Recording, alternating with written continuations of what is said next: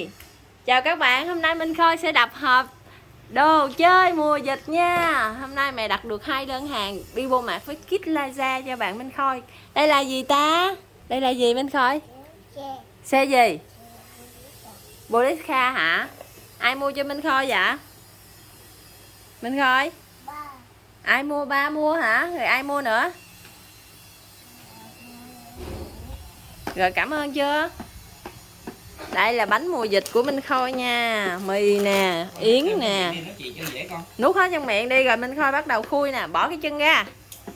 Bỏ cái chân ra Khôi. Chân đàng hoàng. Chân đàng hoàng. Chân đàng hoàng rồi đập hộp lại lên. Rồi bắt đầu bé Minh Khôi đập hộp nha mọi người. Rồi đập đi. Đập lá tháo chiếc xe đi. Coi cái món này là món gì. Đây là đồ chơi xe Boliska của Minh Khôi mua ở Bibo Mart nha. Rồi.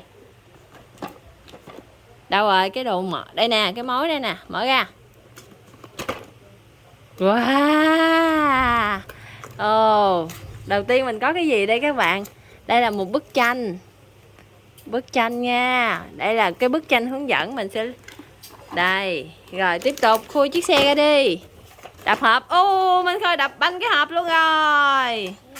Lấy chiếc xe ra. Wow. Wow. Rồi không phải để chơi vậy đâu bạn Minh Khôi ơi. Thật ra cái xe này ở trong đây còn một bộ lắp ráp ở trong đây nha mọi người.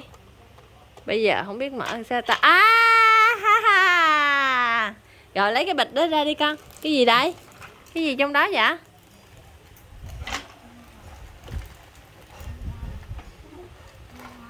Lấy ra đi, lấy ra được không? Lấy ra được không?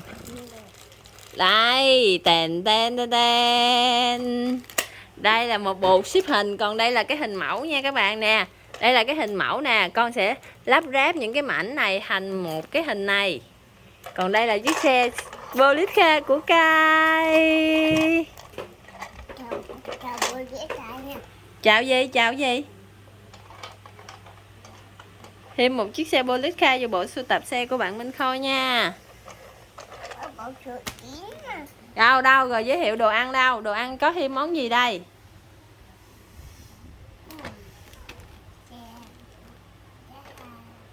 Cái này cái gì?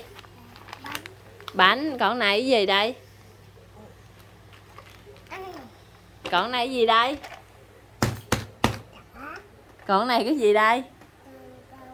Lười ăn quá nên bây giờ mẹ phải mua thuốc bổ cho uống đây nha. Này cái gì đây? Bánh của em bé mà bây giờ phải mua ăn tại vì không chịu ăn cơm nước gì hết trơn nè. Cái gì đây? Cái này cái gì đây? Cái này cái gì đây? Xe hả? Con thích nhất cái xe phải không? Rồi bây giờ con lắp ráp cái hình này cho mẹ đi. Mở ra. Con bước ra phụ mẹ đi. Mở ra. Bước mạnh. Hay quá ta. Mở ra không được hả? Tay mẹ mắc cầm điện thoại. Mẹ đâu mở được. Con mở đi. Cố lên. Giật nó ra. Kêu giật ra. Nè. Mở ra. Rồi đổ ra. Rồi. Yeah. Bây giờ lắp một cái bức hình Boliska nha các mọi người. Không, con phải nhìn bức tranh này. Khôi. Nè. Con phải lắp giống cái bức tranh này thì mới được nha. Đã quá ta. Một bức tranh rất là mới nha các bạn.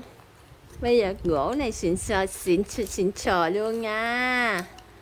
Rồi bắt đầu lắp đi nào bạn Minh Khôi nè. Con phải nhìn cái hình mẫu nè. Lắp chiếc xe đi. Rồi có chiếc xe máy nữa. Rồi có bụi cây nữa. Rồi có ngôi nhà nữa. Đó. Con phải nhìn theo đó con lắp nha. Rồi chào mọi người đi. Con đập hộp xong rồi chào nè. Ngước lên chào chứ. Chào mọi người đi. Chào nha. Bây giờ Kai đi lắp ráp đây. Rồi Boliska chào mọi người đi con.